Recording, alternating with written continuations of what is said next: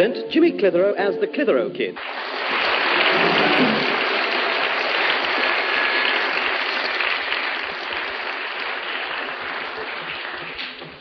Jim, take a look at that, lad. Now, that's me as the wicked Sir Jasper. That was taken in, lad, when I appeared in a melodrama called Out in the Cold, Cold Snow. 3 acts, 7 scenes, and 5 murders. Do you know Gladys the pianist fainted twice at every performance? Hey, did the audience boo and hiss at you? Oh, yes, especially during my really wicked moments, you know. There she goes, the woman who spurned my advances and married another. Boo! Little did she know that at this very moment I've had a grey-haired old mother clapped in prison for begging. Boo! Boo! And now she's even too poor to send her little son to school. Hooray! And I've had honest Joe Goodhearted husband transported to Australia on a false charge of sheep stealing. Will her mother escape from the nick? Will her husband jump the boat to save her from starvation? Watch next week's instalment of the Andy Pandy Show.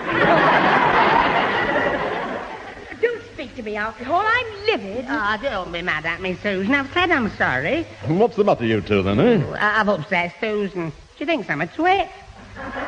She knew that the first time you walked her home.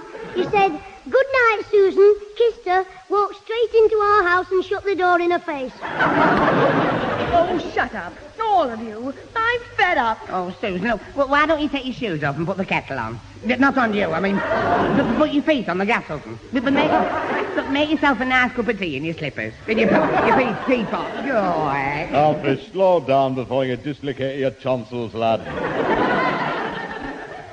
Well, what's he been doing, Susan, eh? I made a simple arrangement with him. I said, pick me up at the office at 5:30 to take me down to the shop to collect my new dress. If you can't make it, phone me and I'll go on my own. And guess what he did? I know. He phoned the dress shop at 5:30, asked them if they could make it, and finished up buying himself a frock. Give over. I was busy at work, and at 5:30 I remembered Susan, so I went to pick her up at the dress shop, and she wasn't there, so I rang your house, but I dialed the wrong number and spent 10 minutes talking to a woman in a tripe shop. Then I left for Susan's office on a bus. It was going the wrong way. Well, no wonder Susan's mad, Alfie, lad. I so's me mum. She'd have 2 pound of tripe and a cow wheel delivered, and none of us eat them. Look, by the time I'd walked to the dress shop, they were closed. And now I've no new dress for the dance tonight. Well, what's a new dress, Susan? If you haven't got one, don't wear it. Go without one on. I mean, wear that old black one that matches your face, your hair. Hey, shall we go to the pictures instead? Mr. Allroyd, I don't know how Alfie's mind works, but I wonder how long the strike's been on. Jim, you know, it reminds me of Charlie Potter. Charlie Potter. Melodies on a musical saw. Very absent-minded, you know. Laugh.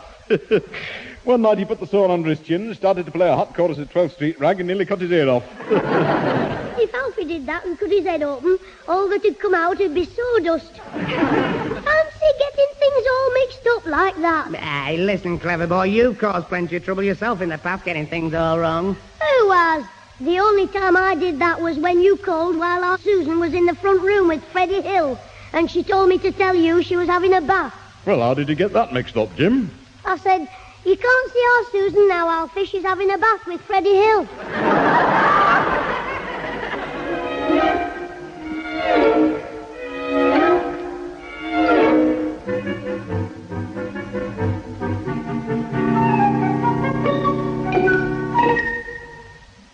Pat, where can I find that black bow tie of mine? What do you want it for, Father? Well, for my waiting on job at the Rose and Crown a week next Saturday. I'll get a white coat from the landlord. Just a minute. You're waiting on at the pub? Aye, it's the night of the snooker finals. Well, you see, they're expecting a full house and a lead extra staff, so I said I'd help. What with, the serving or the drinking? Now then, Pat, mind, I do expect to get a few free drinks on top of my £2 wages. £2? And free drinks as well? Have they got any vacancies for barmaids? Hello, Mother, Grandad. Hello. Susan. You're a bit late tonight, aren't you? Oh, I got held up, Mother, talking to Mrs. Billington in the street. She's on the committee that's organising the old age pensioners' annual tea party and concert.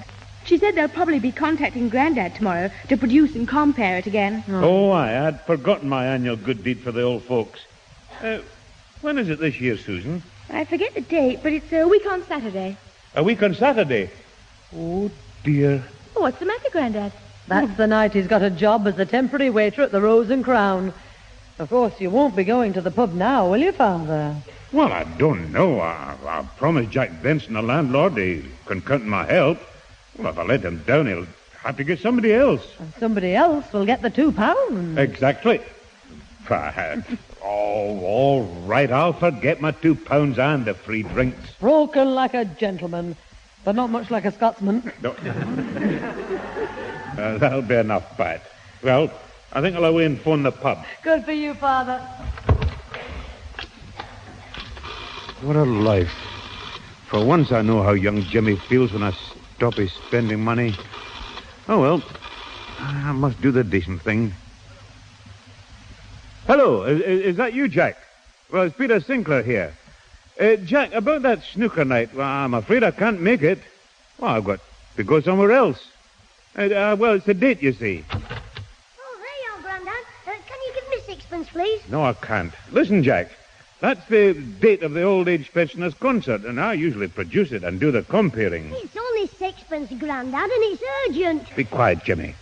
Look, Jack, I'm telling you I can't do it. I'll pay you back when my ship comes in. Jimmy, now look, Jack, I'm sorry about the old folks' concert, but you'll have to count me out. Grandad, it's only a tanner. I agree that £2 for one night's waiting on is, well, it's not to be sniffed at, but... Please, Grandad. Oh, hang on, Jack. Now, how much is it you want, Jimmy? A shilling, Grandad.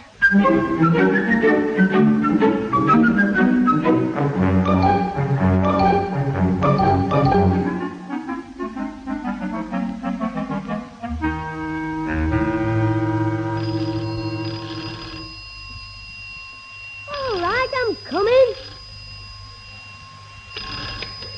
Hello. Is that the Clitheroe's house? Yes, but it won't be for long if Grandad doesn't get up to date with the rent man. That's Master James, is it? Correct again. You want to go on for the jackpot?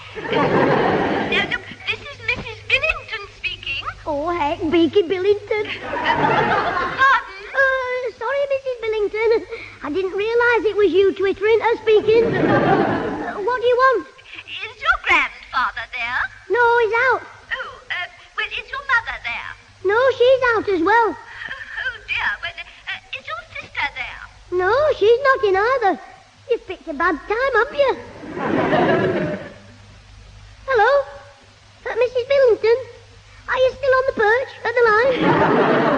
Yes, I was just thinking what to do. I wanted your grandfather. It's rather urgent. Well, he might be out for a while yet. He's going to post a letter. Oh, well, that shouldn't take him long. If I know him, he'll call in the pub to wet the stamp. Well, look, I wanted to speak to him about helping us with the old age pensioners' concert. Oh, but he can't do it. He can't help us with the concert, are you sure? Yes, he was talking to somebody on the phone last night. I definitely heard him mention the pensioners' concert, and he said he couldn't do it. I think he's working at a pub that night. A public house? Yeah, he said something about earning £2 for waiting on. Dear, this is serious. Of course, we could arrange the concert ourselves, but we shall definitely need an experienced compere. I know. Our new neighbour, Mr. Holroyd. He'd be very good. He used to be a comedian on the stage. Oh, now he sounds interesting. Is he on the telephone? Yes, I've got his number here somewhere. 3123. Good. I'll ring him right away. He sounds just the man we want. Oh, he does the lot. Jokes, monologues, a few tricks. I think he sings as well. Really? Well, I wonder if he'd be agreeable to joining me in a duet. You'd better ask him. I don't know whether he does bird imitations.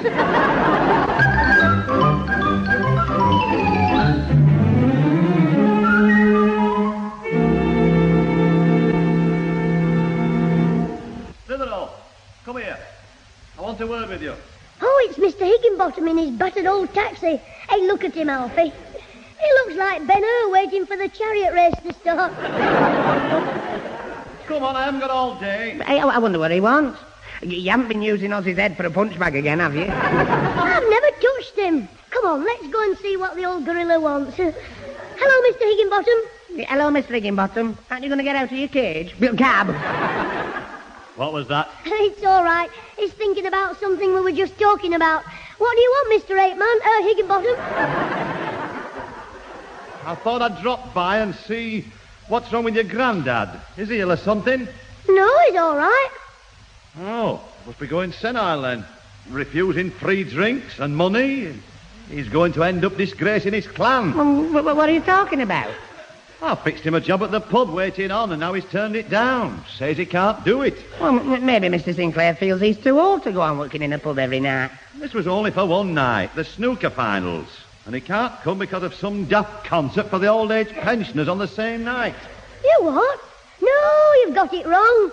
He's not going to the concert. I heard him telling somebody on the phone. Oh, well, he mustn't be going anywhere then. Because the landlord definitely had a phone call from him last night saying he couldn't wait on at the snooker finals. No, I heard him say... Oh, heck. Oh, no. Alfie, get some smelling salts. I'm going to faint. Oh, well, Jimmy, what's the matter? I can't tell you while Mr. Higginbottom's here. I mean, little pigs have big ears. Now, look here.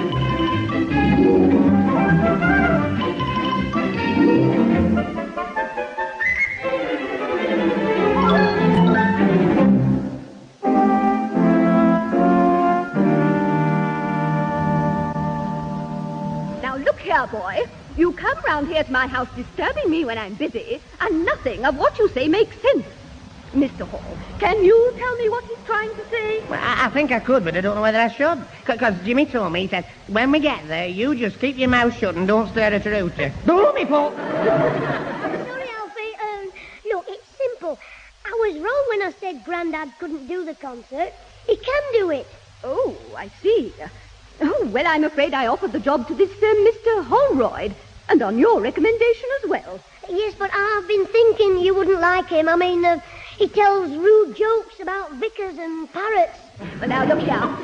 I'm sorry if your grandfather is available, but the job is open to Mr. Holroyd. Why, he's coming to a meeting tonight at the Derby and Joan Club to finalise the whole matter. Oh, I see. But suppose he doesn't turn up. Oh, well, then we might have to think about getting someone else. Your grandfather, perhaps.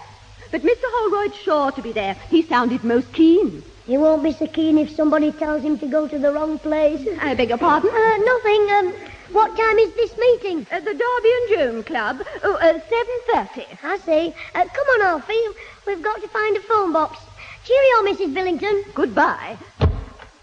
Jimmy, what do we want to find a phone box for? Listen, if somebody tells Mr. Holroyd to go to the wrong place, and then they tell Grandad to go to the right place, it should all work out fine. Don't you get what I mean? Well, I'm sure it makes sense to somebody, but it's got me completely baffled. That's what your dad said on the day you were born.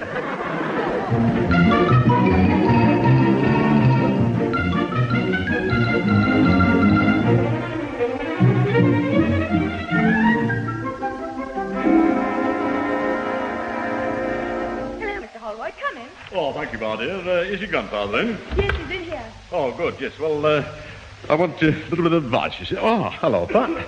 Hello, Peter. Hello, Bert. Hi, evening, Bert. Did I hear you say you wanted some advice? Yes, Peter. It's about the Derby and Joan concert. Well, that's funny. We were just saying you might be able to help with that. Oh. Well, Grandad's the one to tell you. He's been the star and compere of it ever since the Boer War. Well, I have been the compere for a few years, Bert. Yes, well, that's why I thought you could give me a few tips, you see, since I'm going to be doing it this year instead of you. What? How do you mean you're doing it? Well, Mrs. Billington phoned me and said that since you had let her down, would I sort of fill the breach, you see? Oh, but there must be some misunderstanding.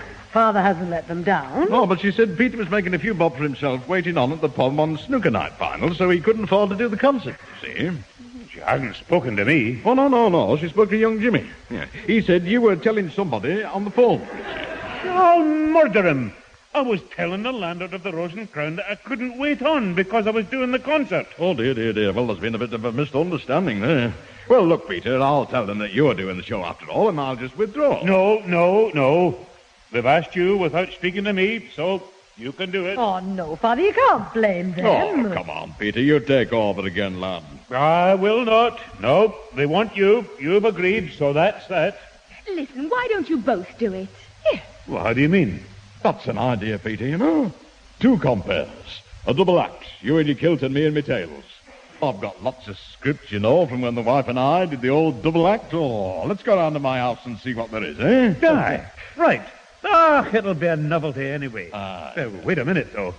Will your scripts be any good? I mean, your wife was a woman. She still is, I hope.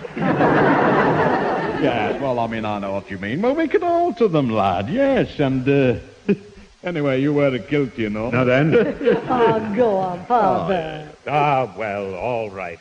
Well, come on, Bert, let's go to your place. And, Pat. Yes? When your son comes back, keep him here till I get back. And if he tries to get out, tie him to the couch, face downwards.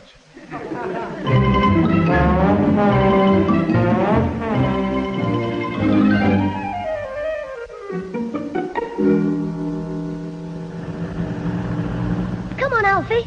There's a phone box over there. Well, what good will it do us phoning him? Mr. Allroyd won't believe you, and your granddad won't believe me. We're going to disguise our voices, you dope. We're supposed to be two old-age pensioners. I'm an old woman and you're an old man. I tell Mr. Holroyd the meeting is somewhere else, and then you phone Grandad and tell him to be at Mrs. Billington's at 7:30. Understand? Well, yes, I see, but how can I disguise my voice? Change it to a man's. Come on. Mr. Holroyd will probably be at home now, all on his own. So I'll go first. Just watch young Jim doing old Mother Riley. Get your 4 pennies out and listen to Sir Lawrence Clitheroe. By tunnel and Lochrannoch and Lochaber I will go, by heather tracks with heaven in their wild. I see. Why did the bald-headed man paint rabbits on his head? I don't know. Why did the bald-headed man paint rabbits on his head? Because from a distance they look like hares. Well, now, that always gets a big laugh, that, you know, Peter. It always did. Right, well, go on, say the next line, then. All right. Yes. I don't wish to know that. Kindly leave the stage. I am trying to sing The Road to the Isles. Don't sing it. Take it. Now, you see, that's where the wife and I used to go into the song and dance. Well, after a joke like that, it would be safer to keep moving. Excuse me a minute, will you, Peter? Mark my words, you know, the old age pensioners will go for that stuff. They'll go for it. They'll more likely go for us. Hello, Bert Allroyd here. Hello, Mr. Holroyd. This is Mrs. Inglethorpe speaking. Who? Mrs. Inglethorpe. From the Derby and Joan Club. I've dropped a penny on the floor. I mean, speak up, Mr. Holroyd. Just a minute, Mrs. Inglethorpe. Hey, Peter, come here and listen to this. Why, who is it? Someone for me? No. Just keep your hand over the mouthpiece. It's an old lady from the Derby and Joan Club, she says. But I think this old lady wears short trousers. What? It's Jimmy, having a game. I heard Alfie as well. Well, play it along. Let's hear what he's up to. Right. Hello? Oh, I'm sorry, Mrs. Inglethorpe. There was somebody at the door. What did you want, then?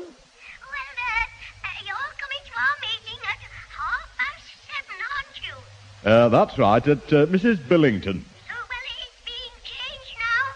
Changed? Yes, changed. Oh, has it? Yes. Yes, we're having it in the Scouts Hut in Denby Street. Scouts Hut, Denby Street. The Scouts Hut. Yes. Oh, Denby Street. The Scouts Hut. Yes. Well, thank you for telling me, Mrs. Yes, I thought that's what he said, yeah. Yes, well, I'll go then. Go there then, Mrs. England. Yes. Good. Goodbye. I'll see you there then. Yes, goodbye. In the pig's eye, you will. Oh, dear. Well, what do you make of that then, Peter, eh? Well, I think I'm on to him. I'd better get back home. Yeah. If I'm right, I should be getting a call from an old-age pensioner myself in about 1 minute. Yes, only this time it'll probably be from her husband, Mr. Alfie Inglethorpe.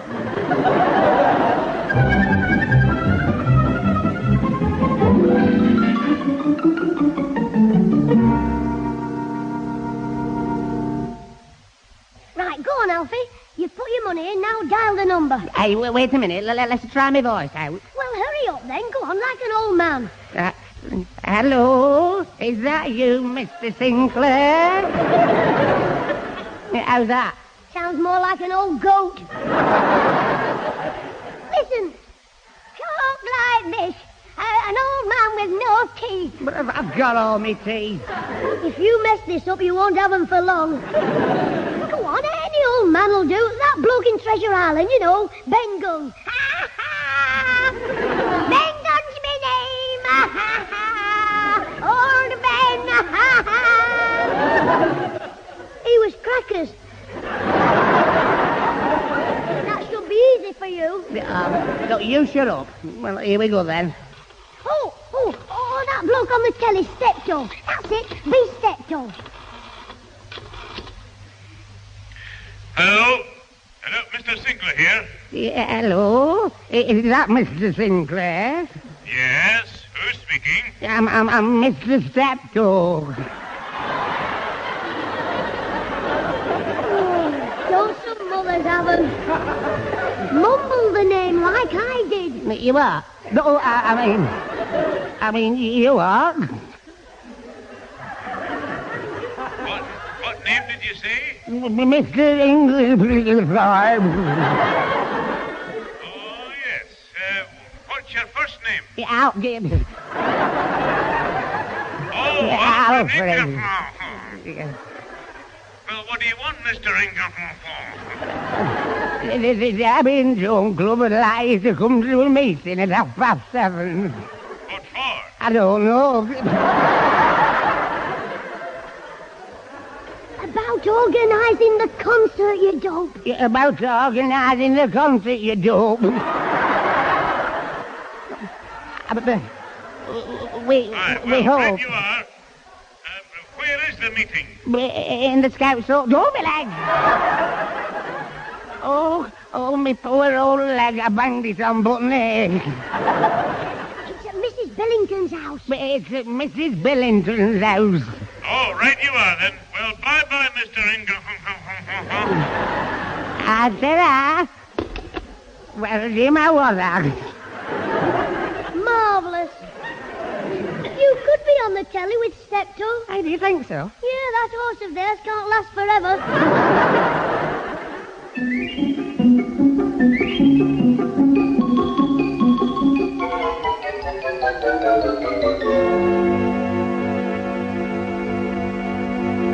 Now, it's quite clear, my dears, what you say as soon as that young scallywag arrives. Yes, Father, you've told us 3 times. Don't worry, Grandad. Oh, we'll put the wind up him. Not to mention his stooge, Alfie.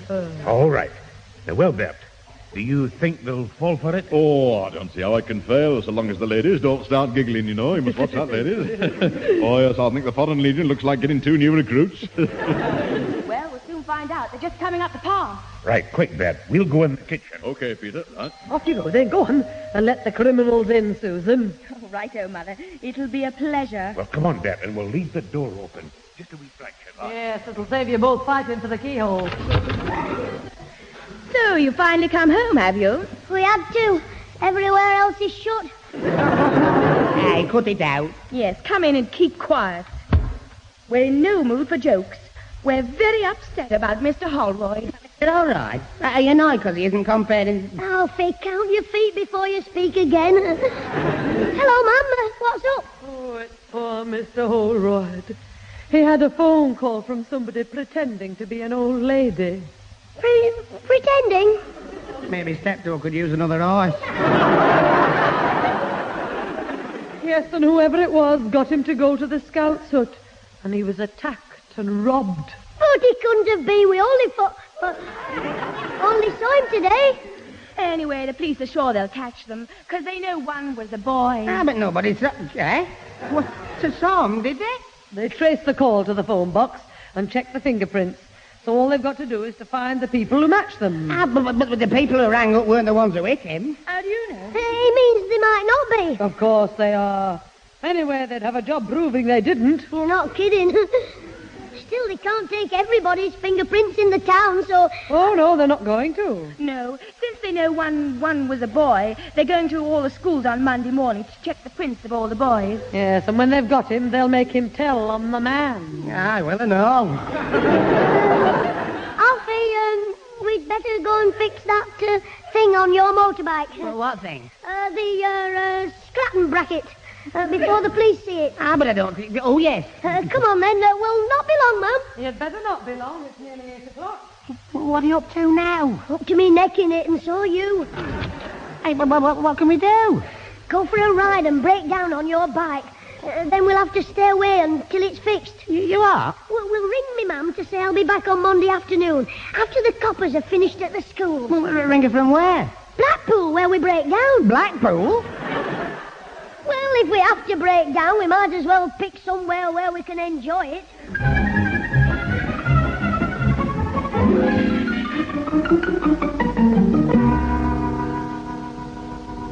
Hey, Sergeant, this tea's horrible. Have you got any lemonade? Oh, I haven't.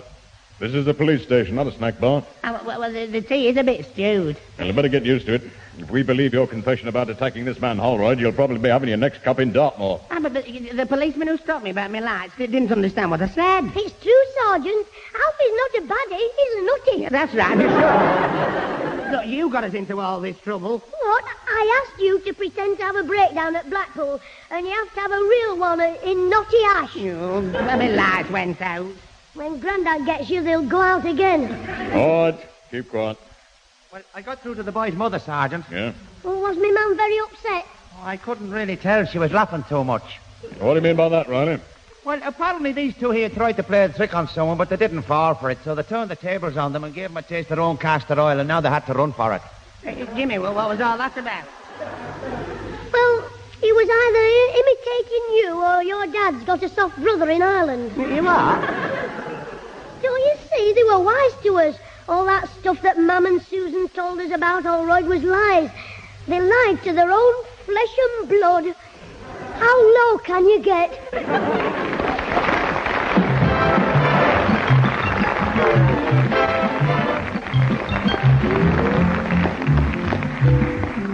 Those involved with the Clitheroe kid this week were Peter Sinclair as grandfather, Patricia Burke as mother, Danny Ross as Alfie Hall, Derek Guyler as Bert Holroyd, Tony Melody as Mr. Higginbottom, and Rosalie Williams as Mrs. Billington. The recorded program was written by James Casey and Frank Roscoe, produced by James Casey, and starred Jimmy Clitheroe as the kid himself.